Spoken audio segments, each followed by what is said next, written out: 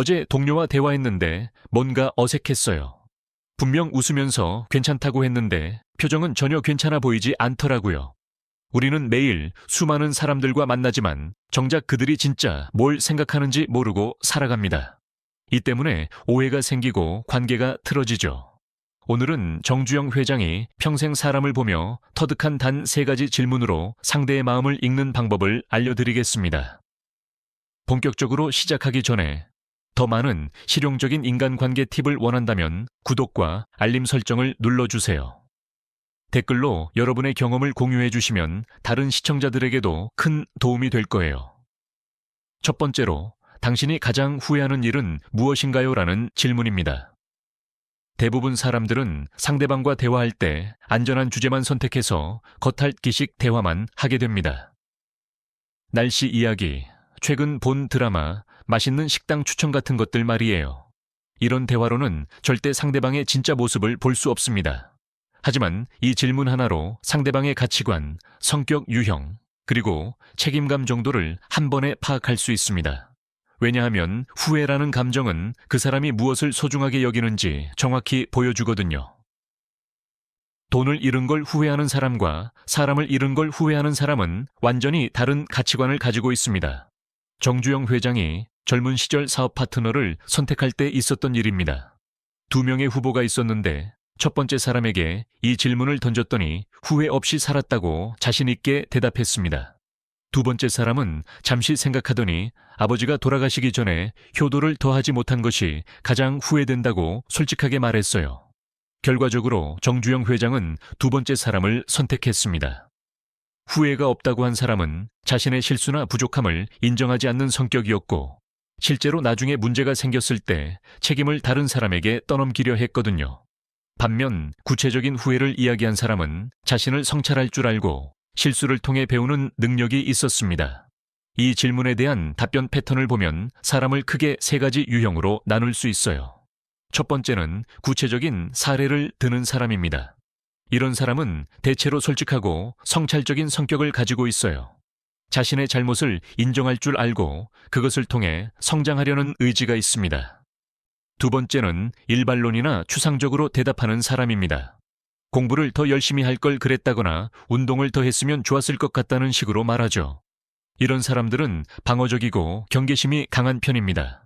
자신의 진짜 속마음을 드러내는 걸 불편해하거나 아직 자기 자신에 대한 깊은 성찰이 부족할 수 있어요. 세 번째는 후회가 없다고 단정적으로 말하는 사람입니다.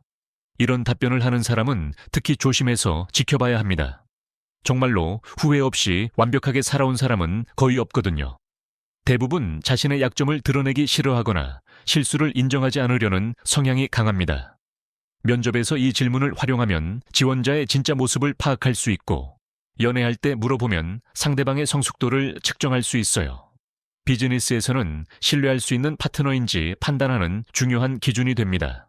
다음에 누군가와 깊은 대화를 나눌 기회가 생기면 자연스럽게 이 질문을 던져보세요. 상대방의 답변을 통해 그 사람의 진짜 모습을 엿볼 수 있을 겁니다. 단, 신문하듯이 묻지 말고 진정으로 그 사람을 이해하고 싶다는 마음으로 물어보는 것이 중요해요. 두 번째로, 첫 번째 질문에 대한 답변 패턴을 분석하는 방법입니다. 같은 질문을 해도 사람마다 전혀 다르게 대답하는데 이 차이가 무엇을 의미하는지 모르면 소용없겠죠.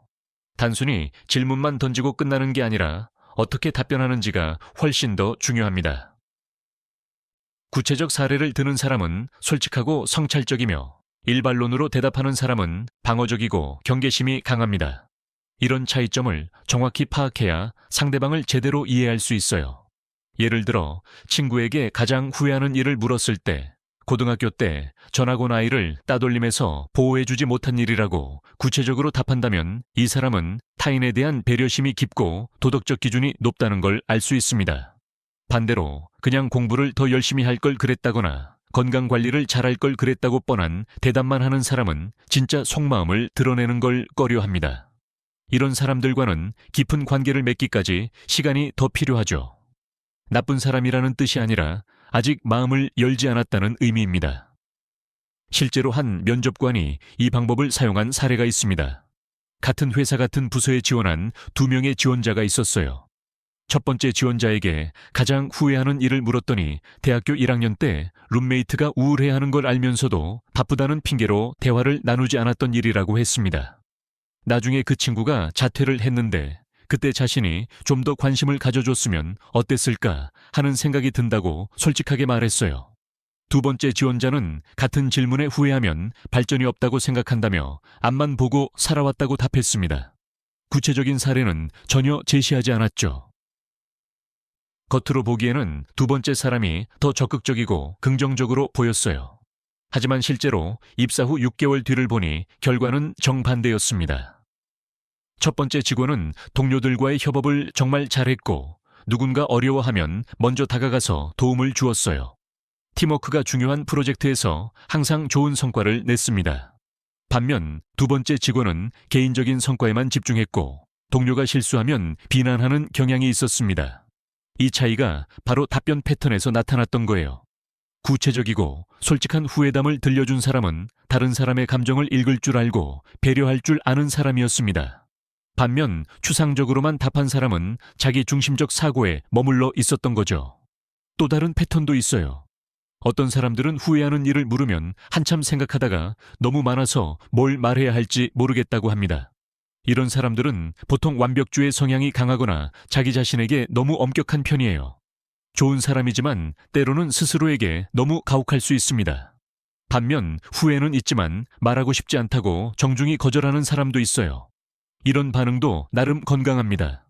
자신의 경계선을 분명히 하고 아직 충분히 가깝지 않은 사이라는 걸 인정하는 거거든요. 이런 사람들과는 천천히 신뢰를 쌓아가면 됩니다. 상대방의 답변이 구체적인지, 추상적인지, 회피적인지 주의 깊게 들어보세요. 그리고 무엇보다 중요한 건 판단하려 하지 말고 이해하려 하는 마음가짐입니다. 사람마다 자신을 표현하는 방식이 다르고 그 뒤에는 각자의 이유와 상황이 있다는 걸 기억해야 해요. 세 번째로, 어려울 때 누구에게 도움을 청하나요라는 두 번째 질문입니다. 평소에는 다 좋은 사람 같아 보이지만 정작 어려운 일이 생기면 어떻게 행동할지 예측하기 어렵습니다. 사람의 진짜 모습은 편할 때가 아니라 힘들 때 드러나거든요. 이 질문으로 상대방이 독립적인지, 의존적인지, 아니면 상황에 따라 적절한 판단을 하는지 알 수 있습니다. 더 중요한 건 그 사람이 어려운 상황에서 어떤 선택을 하는 사람인지 미리 파악할 수 있다는 점이에요. 이건 단순히 성격을 아는 것을 넘어서 앞으로 어떤 관계를 맺어야 할지 결정하는 중요한 정보입니다. 정주영 회장의 젊은 시절 동업자 이야기를 해볼게요. 사업 초기에 함께 일할 파트너를 찾고 있었는데 한 명은 자신이 누구에게도 의존하지 않고 혼자 모든 걸 해결한다고 자랑스럽게 말했습니다. 당시에는 정말 믿음직해 보였어요. 독립적이고 책임감 강한 사람처럼 느껴졌거든요. 하지만 실제로 사업에 어려움이 닥쳤을 때는 완전히 달랐습니다. 그 사람은 정말로 누구에게도 도움을 요청하지 않았어요. 전문가의 조언도 거부하고 동업자인 정주영 회장과의 상의도 피했습니다. 결국 혼자서 모든 걸 떠안다가 잘못된 판단을 연속으로 내렸고 사업은 큰 타격을 입었죠. 나중에 정주영 회장은 깨달았습니다. 진짜 독립적인 사람은 혼자 모든 걸 해결하려는 사람이 아니라 언제 누구에게 도움을 요청해야 하는지 아는 사람이라는 걸 말이에요. 적절한 때에 적절한 사람에게 도움을 구하는 것도 능력입니다. 이 질문에 대한 답변으로 사람들을 세 가지 유형으로 나눠 볼 수 있어요. 첫 번째는 고립형입니다. 누구에게도 의존하지 않는다고 말하는 사람들이죠. 이런 사람들은 겉으로는 강해 보이지만 실제로는 도움을 요청하는 걸 약함으로 여기거나 다른 사람을 신뢰하지 못하는 경우가 많습니다. 두 번째는 의존형입니다. 부모님이나 친구들에게 항상 의존한다고 답하는 사람들이에요. 이런 사람들과 관계를 맺을 때는 조심해야 합니다. 내게도 과도하게 의존하려 할 가능성이 높거든요. 책임감이 부족하거나 스스로 결정 내리는 걸 어려워할 수 있어요. 세 번째는 선택형입니다. 상황에 따라 가족, 친구, 전문가, 동료 중에서 적절한 사람을 골라서 도움을 요청한다고 답하는 사람들이죠. 예를 들어 건강 문제는 의사에게, 법적 문제는 변호사에게, 감정적 문제는 가까운 친구나 가족에게 상담한다는 식으로 구체적으로 말하는 사람들입니다. 이런 사람들이 가장 건강한 인간관계를 유지하는 편이에요. 자신의 한계를 인정하면서도 무작정 의존하지는 않거든요. 상황을 객관적으로 판단하고 최선의 선택을 할 줄 아는 사람들입니다. 실제로 이 질문을 활용해서 좋은 결과를 얻은 사례가 있어요. 한 소상공인이 새로운 직원을 뽑을 때 이 질문을 했는데 지원자가 경제적 어려움은 부모님께, 업무적 고민은 선배들께, 개인적 스트레스는 오래된 친구들과 나눈다고 답했습니다. 정말 체계적이고 균형 잡힌 답변이었어요. 그 직원은 입사 후에도 문제가 생기면 혼자 끙끙 앓지 않고 적절한 때에 상사나 동료에게 도움을 요청했습니다. 덕분에 작은 문제들이 큰 문제가 되기 전에 미리 해결할 수 있었고 현재까지 회사의 핵심 인력으로 활동하고 있어요.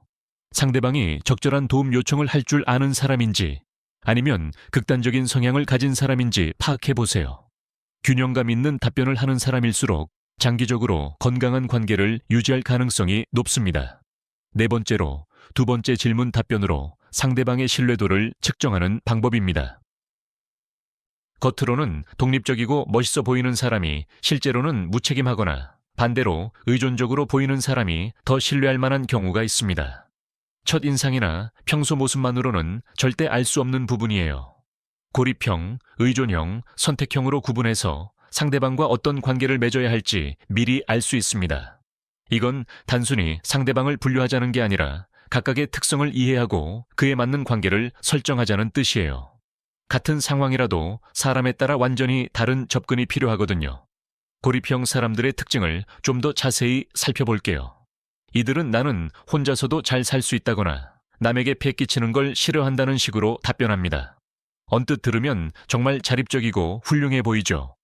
하지만 실제로는 두 가지 경우로 나뉩니다. 첫 번째는 정말로 능력이 뛰어나서 혼자 해결할 수 있는 사람들이에요.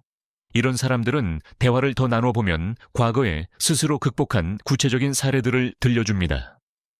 어려움을 겪었지만 공부하고 노력해서 해결했던 경험들 말이에요. 이런 사람들은 믿을 만합니다. 두 번째는 사실 도움을 요청하는 방법을 모르거나 거절당하는 걸 두려워하는 사람들이에요. 이들은 구체적인 사례보다는 추상적인 말만 합니다. 혼자 하는 게 편하다거나 남들 신경 쓰기 싫다는 식으로 말하죠. 이런 사람들과 일하거나 가까워질 때는 주의가 필요해요. 의존형 사람들도 마찬가지입니다. 항상 부모님이나 친구들에게 의존한다고 하는 사람들 중에서도 두 부류가 있어요.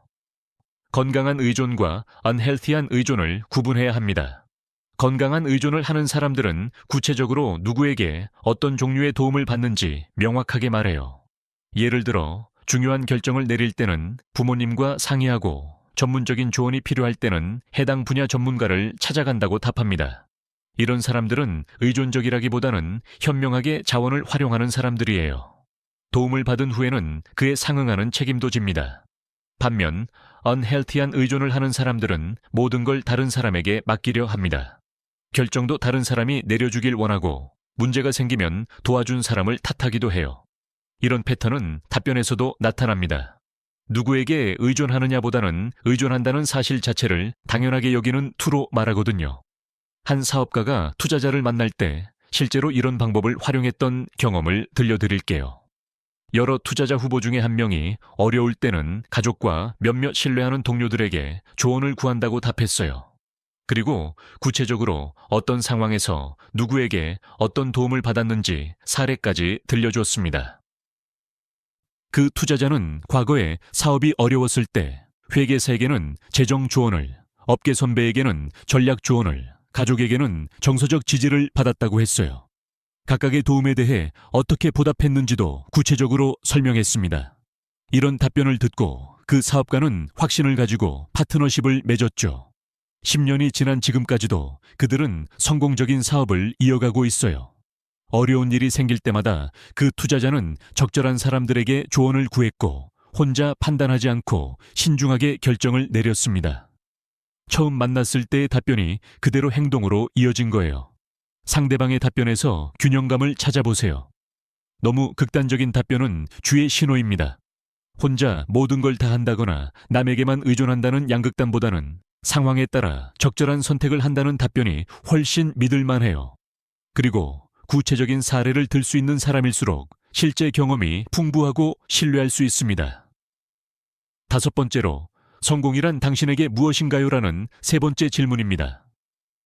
사람들은 상황에 따라 다른 모습을 보이지만 성공에 대한 정의만큼은 그 사람의 진짜 속마음을 드러냅니다.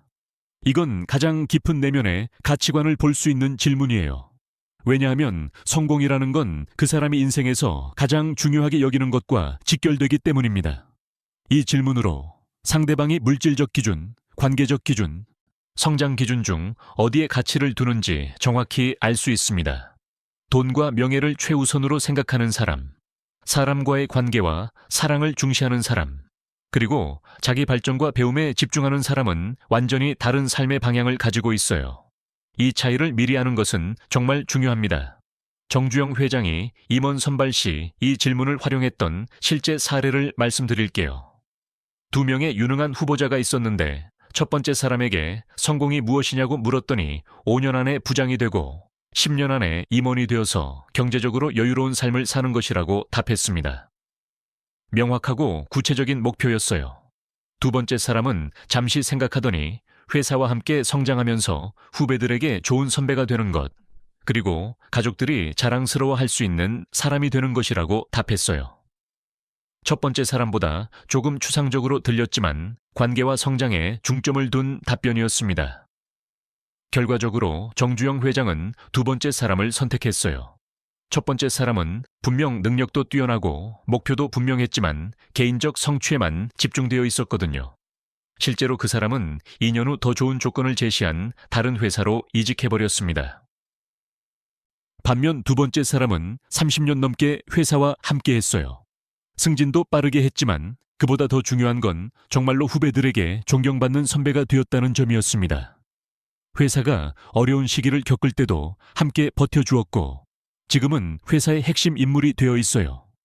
물질적 기준으로 성공을 정의하는 사람들의 특징을 살펴보면 대부분 구체적인 숫자나 직책을 제시합니다. 연봉 얼마, 집 몇 채, 어떤 직위 이런 식으로 말하죠. 이런 사람들이 나쁘다는 게 아니에요. 목표가 명확하고 추진력이 강한 편입니다. 다만 그 목표를 달성하기 위해서는 수단과 방법을 가리지 않을 수도 있다는 점을 고려해야 해요. 관계적 기준으로 성공을 보는 사람들은 가족의 행복, 좋은 인간관계, 사회에 도움이 되는 일 등을 언급합니다. 이런 사람들은 대체로 협력적이고 장기적인 관점을 가지고 있어요.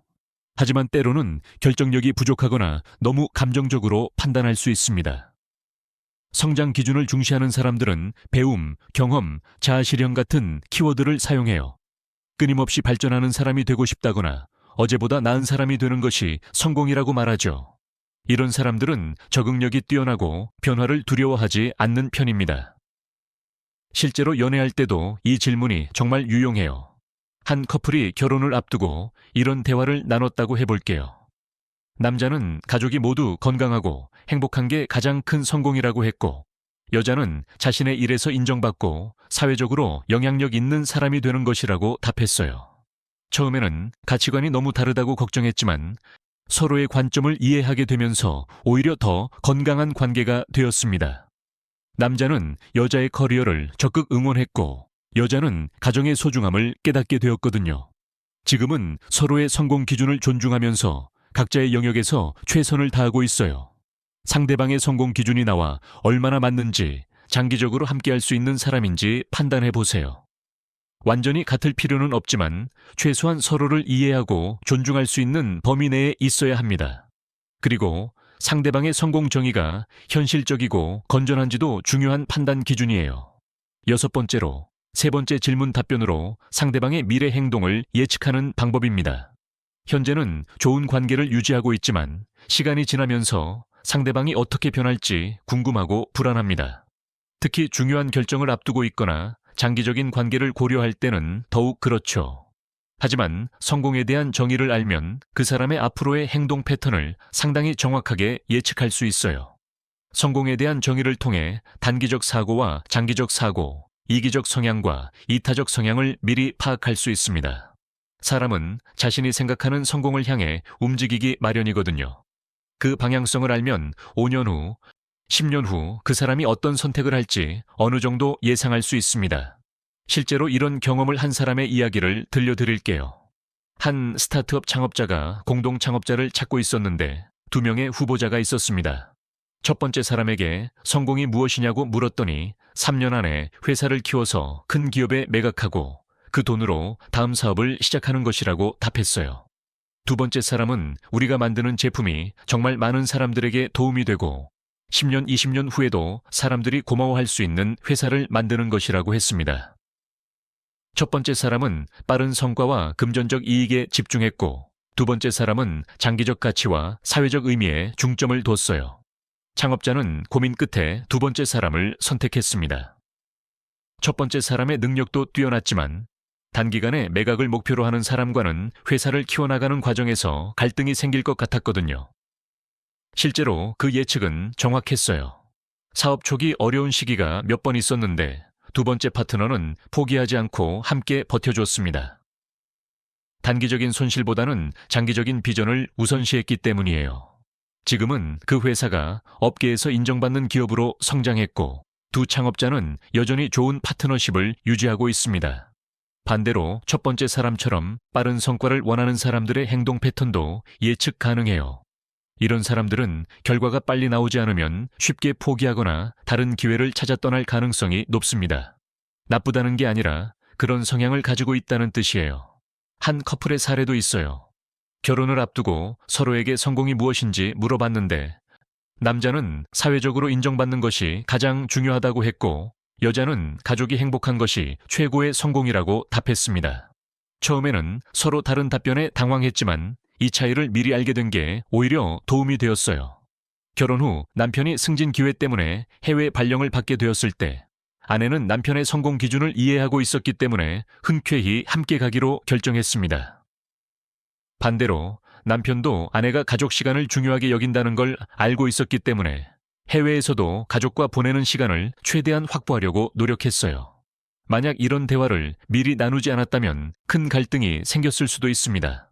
아내 입장에서는 남편이 가족보다 일을 우선시한다고 느낄 수 있었고 남편 입장에서는 아내가 자신의 발전을 방해한다고 생각할 수도 있었거든요.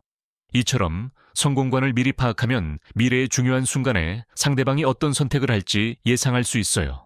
승진 기회가 왔을 때, 이사를 가야 할 때, 중요한 결정을 내려야 할 때 어떤 기준으로 판단할지 알 수 있습니다. 상대방의 성공관이 현실적이고 지속 가능한지, 나와 함께 성장할 수 있는 관점인지 살펴보세요. 그리고 무엇보다 중요한 건 서로 다른 성공 기준을 가지고 있더라도 존중하고 이해할 수 있느냐 하는 점입니다. 완전히 같을 필요는 없지만 조화를 이룰 수 있어야 장기적인 관계가 가능해요. 7번째로 이 3가지 질문을 실제 상황에서 자연스럽게 활용하는 기술입니다. 좋은 질문을 알아도 언제, 어떻게 물어봐야 할지 몰라서 어색한 상황을 만들거나 상대방을 불편하게 할 수 있습니다. 아무리 좋은 도구라도 제대로 사용하지 못하면 오히려 역효과가 날 수 있어요. 자연스러운 타이밍과 경청하는 태도, 그리고 성급한 판단을 피하는 방법을 알면 훨씬 효과적으로 활용할 수 있습니다. 가장 중요한 건 이 질문들이 상대방을 신문하거나 평가하기 위한 게 아니라 진정으로 그 사람을 이해하고 싶다는 마음에서 나와야 한다는 점이에요. 실제로 한 영업사원이 이 방법을 활용한 사례를 말씀드릴게요. 그는 중요한 고객과 저녁 식사를 하게 되었는데 평소처럼 회사 이야기나 제품 설명만 하는 대신 상대방에 대해 관심을 가져보기로 했어요. 식사가 어느 정도 진행되고 분위기가 편해졌을 때 자연스럽게 개인적인 이야기로 화제를 돌렸습니다. 먼저 자신의 이야기를 꺼내면서 시작했어요. 요즘 회사 일로 바빠서 가족과 시간을 많이 못 보내는 게 후회된다고 말하면서 상대방에게도 혹시 후회하는 일이 있는지 물어봤습니다. 갑작스럽게 질문하는 게 아니라 자연스러운 대화의 흐름 속에서 물어본 거예요. 고객은 처음에는 조금 망설이더니 젊었을 때 아버지 사업을 도와드리지 못한 것이 가장 큰 후회라고 털어놨습니다. 그때부터 대화가 완전히 달라졌어요. 서로의 가족 이야기, 인생 이야기를 나누게 되었고 고객이 마음을 완전히 열고 진솔한 대화를 나눴습니다. 두 번째 질문도 비슷하게 접근했어요. 사업하면서 어려운 일이 많을 텐데 그럴 때는 누구에게 조언을 구하시는지 궁금하다고 자연스럽게 물어봤습니다. 고객은 업무적인 일은 오랜 친구인 회계사에게, 중요한 결정은 아내와 상의한다고 답했어요. 마지막 질문은 가장 조심스럽게 접근했습니다.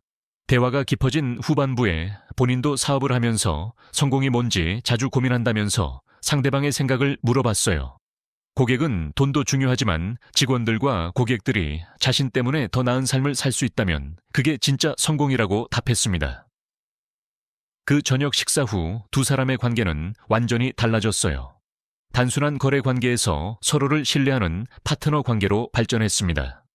고객은 그 영업사원을 진정으로 자신을 이해해주는 사람으로 받아들였고 지금까지도 좋은 관계를 유지하고 있어요. 이 사례에서 배울 수 있는 핵심 기술들이 있어요. 첫 번째는 타이밍입니다. 만나자마자 바로 이런 질문을 던지면 상대방이 부담스러워해요. 어느 정도 대화가 자연스럽게 흘러가고 서로 편해진 후에 물어보는 게 좋습니다. 두 번째는 자기 개방입니다. 상대방에게만 질문하는 게 아니라 먼저 자신의 이야기를 솔직하게 들려주세요. 그래야 상대방도 마음을 열고 진솔한 답변을 해줍니다. 일방적인 질문은 신문처럼 느껴질 수 있어요. 세 번째는 경청하는 자세입니다. 질문을 던지고 나서 상대방의 답변을 진심으로 들어주세요. 다음 질문을 생각하면서 듣는 척만 하면 상대방이 금세 눈치챕니다. 진정으로 관심을 가지고 들을 때 상대방도 더 깊은 이야기를 들려줘요. 네 번째는 판단 유보입니다. 답변을 듣고 즉시 그 사람에 대한 결론을 내리지 마세요. 한 번의 대화로 사람을 완전히 파악할 수는 없어요. 여러 번의 만남을 통해 일관성 있는 패턴을 확인하는 게 중요합니다.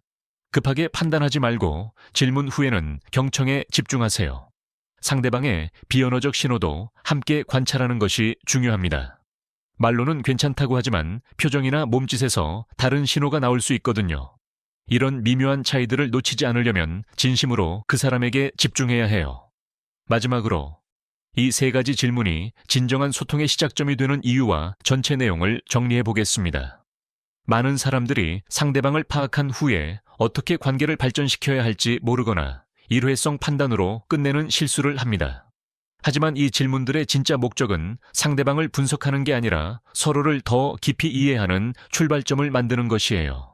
이 질문들은 단순히 상대방을 아는 것을 넘어서 서로를 이해하고 존중하는 지속적인 관계의 기초가 됩니다. 한 번의 대화로 모든 걸 알 수는 없지만 적어도 그 사람이 어떤 방향으로 살아가는 사람인지는 파악할 수 있어요. 그리고 그 정보를 바탕으로 더 의미 있는 관계를 만들어갈 수 있습니다. 정주영 회장은 평생에 걸쳐 이런 방식으로 사람들을 만났습니다. 단순히 사업적 이익을 위해서가 아니라 진정으로 함께 성장할 수 있는 동반자를 찾기 위해서였어요. 그 결과 어려운 시기에도 함께 해줄 진정한 동반자들을 많이 얻을 수 있었습니다. 현대그룹을 일군 것도 결국 이런 사람들과의 신뢰관계가 바탕이 되었죠. 지금까지의 내용을 정리해 보겠습니다. 첫 번째 질문인 가장 후회하는 일은 무엇인가요를 통해서는 상대방의 가치관과 성격을 파악할 수 있어요. 구체적인 사례를 드는 사람은 솔직하고 성찰적이며 추상적으로 답하는 사람은 방어적인 성향이 있습니다. 후회가 없다고 하는 사람은 조심스럽게 지켜봐야 할 유형이에요. 두 번째 질문인 어려울 때 누구에게 도움을 요청하나요로는 인간관계 패턴과 신뢰도를 측정할 수 있습니다. 고립형, 의존형, 선택형으로 나눠서 각각의 특성을 이해하고 그에 맞는 관계 설정이 필요해요. 상황에 따라 적절한 도움을 요청할 줄 아는 선택형이 가장 건강한 패턴입니다. 세 번째 질문인 성공이란 당신에게 무엇인가요를 통해서는 진짜 가치관과 미래 행동을 예측할 수 있어요. 물질적 기준, 관계적 기준, 성장 기준 중 어디에 중점을 두는지에 따라 그 사람의 인생 방향이 결정됩니다. 이 정보로 장기적인 관계 가능성을 판단할 수 있어요. 실전 활용에서는 자연스러운 타이밍이 가장 중요합니다. 급하게 질문하지 말고 대화가 편안해진 후에 자기 개방을 먼저 하면서 시작하세요. 그리고 경청에 집중하고 성급한 판단은 피해야 합니다. 한 번의 대화로 모든 걸 결정하려 하지 마세요. 무엇보다 중요한 건 이 모든 과정이 상대방을 평가하거나 판단하기 위한 게 아니라는 점입니다. 진정으로 그 사람을 이해하고 더 나은 관계를 만들기 위한 시작점이에요. 완벽한 사람은 없고 모든 사람에게는 장단점이 있습니다. 중요한 건 그 특성들을 이해하고 서로 보완하며 함께 성장할 수 있는 관계를 만드는 거예요. 또한 이런 질문을 던지는 나 자신도 같은 질문에 솔직하게 답할 수 있어야 합니다. 상대방에게만 요구할 수는 없거든요.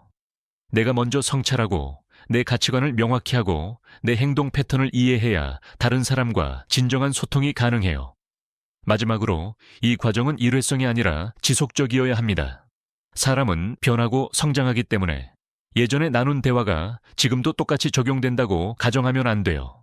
정기적으로 이런 깊은 대화를 나누면서 서로의 변화를 이해하고 받아들이는 게 중요합니다. 오늘부터 주변 사람들과 이런 깊이 있는 대화를 시작해보세요. 가족, 친구, 동료들과 더 의미 있는 관계를 만들 수 있을 겁니다. 그리고 나 자신도 이 질문들에 솔직하게 답할 수 있는 사람이 되어보세요. 그것이 진정한 인간관계의 시작입니다.